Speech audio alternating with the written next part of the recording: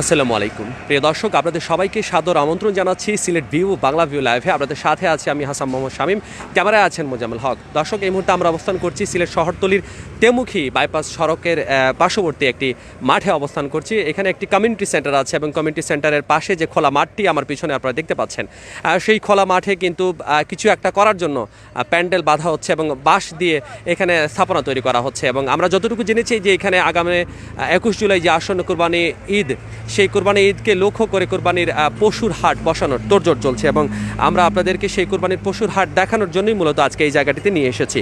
দর্শক, আপনারা আছেন আমাদের সাথে সংযুক্ত এবং দেখছেন যেটি সিলেট শহরতলির তেমুখী বাইপাস পয়েন্টের যে এলাকাটি, সেখানে একটি কোরবানির পশুর হাট বসানোর অভিপ্রায় চলছে। এবং আমরা যতটুকু প্রশাসনের কাছ থেকে জেনেছি যে আসলে এখানে কোনো প্রশাসনের তরফ থেকে সদর উপজেলাতে কোনো পশুর হাট বসানোর কিন্তু কোনো উদ্যোগ নেওয়া হয়নি এবং কোনো অনুমতিও দেওয়া হয়নি। এবং আসলে ঠিক কারা আসলে এই পশুর হাটটি বসিয়েছেন সেটা আমরা একটু জানার চেষ্টা করব।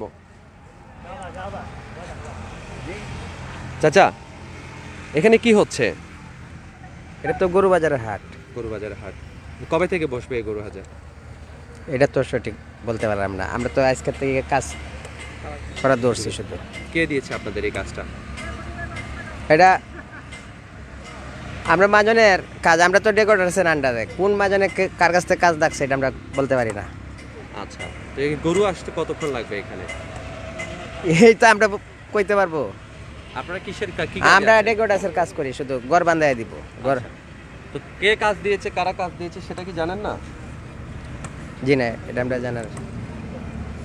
দর্শক, করোনা স্বাস্থ্যবিধি যে সরকার যে প্রজ্ঞাপন জারি করেছে এবং স্বাস্থ্যবিধি সম্পর্কে যে বিষয়গুলির উপর জোর দেওয়া হয়েছে, সেখানে কিন্তু বলা হয়েছে যে কোরবানির পশুর হাট প্রথমে তো সরকারের তরফ থেকে অনুমতি নিতে হবে এবং সেখানে কিন্তু বিশেষ কিছু জিনিস রাখতে হবে, যে কারণেই আসলে অবৈধ পশুর হাট যেগুলো আছে সেগুলোর ব্যাপারে নিরুৎসাহিত করা হচ্ছে। এবং আমরা একটু পরেই আমরা আগে কথা বলেছি স্থানীয় যে ইউনিও আছেন, ইউএনও তিনি বলেছেন যে আসলে সদর উপজেলাতে কোনো ধরনের পশুর হাট বসানোর ব্যাপারে এখনও পর্যন্ত কোনো দেওয়া হয়নি, কোনো অনুমতি দেওয়া হয়নি এবং সেই অনুমতির তোয়াক্কা না করেই এখানে পশুর হাট বসানোর পরিকল্পনা চলছে। এবং আপনারা নিজেরাই দেখতে পাচ্ছেন যে চোখের সামনেই এখানে কাজ চলছে। স্বাস্থ্যবিধি মেনে চলার ক্ষেত্রে কিন্তু যে বিষয়গুলোর উপর জোর দেওয়া হয়েছে, মানুষজনের প্রবেশ পথ আলাদা হতে হবে, ঢোকার রাস্তা আলাদা হতে হবে, বার হওয়ার রাস্তা আলাদা হতে হবে এবং এখানে কিন্তু ম্যাজিস্ট্রেট বসার জন্য আলাদা জায়গা থাকতে হবে। এবং এই বিষয়গুলো সব কিছু মেনেই যখন প্রশাসন পরিদর্শন করবেন, পরিদর্শনের পরেই মূলত এই ধরনের একটা কুরবানির পশুর হাট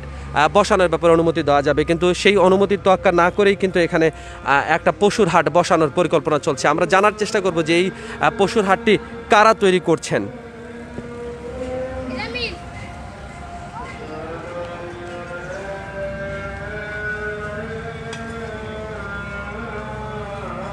এই হাট কোন দিন থেকে বইব?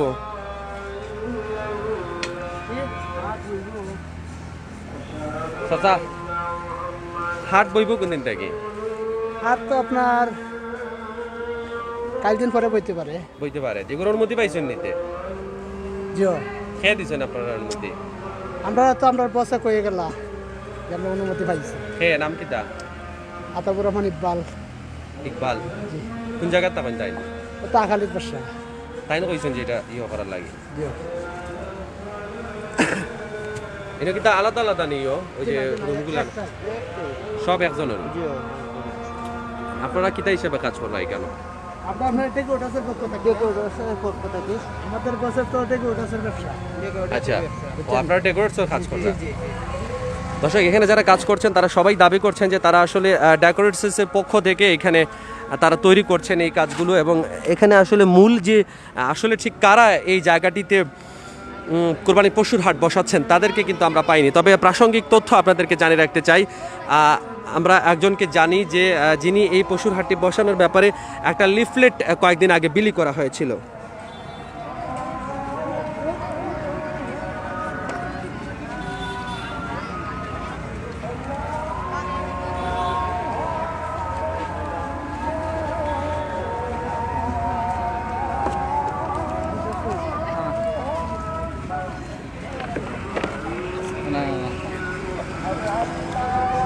ভাই হ্যালো,